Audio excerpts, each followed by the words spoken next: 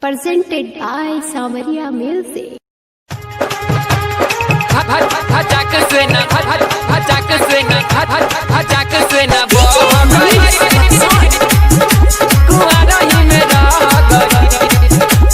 Mixed by Chahat Recording Studio, Sahajipur,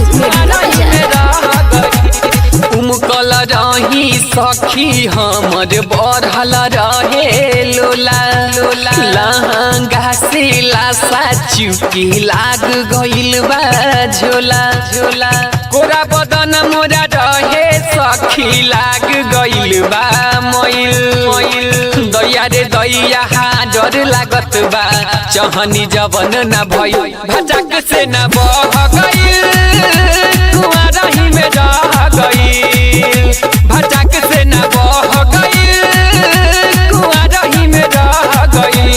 भटक से ना बह गइल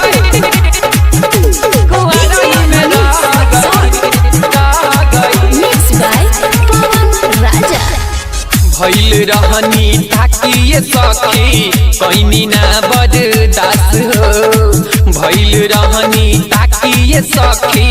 कैनी ना बर्दास हो मोह दिहल समाठा यारबा रुक न पैनी रास हो खाली कैनी पूरा खजाना रहे बचा के धई खाली कैनी पूरा खजाना रहे बचा के धई भके कमरिया हचक हचक के एक दू तीन बेर भई भटक से न बह गइल कुआरा ही में रह गइल भटक से न बह गइल कुआरा ही में रह गइल भटक से न बह गइल कुआरा ही में रह गइल। रिकॉर्डिंग बाय चाहत रिकॉर्डिंग स्टूडियो सहाजीपुर मेडका बाजार। डोज भकैनी राते ऊपर नीचे गुबा गुबा हो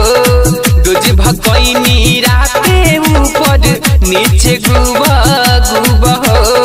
होखे ना लइका डर लागत बा इहे सोची खूब हो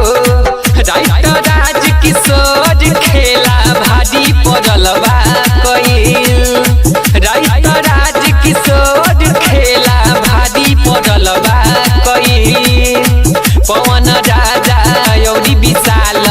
दिन दहारे सब भइल भटक से न बह गइल।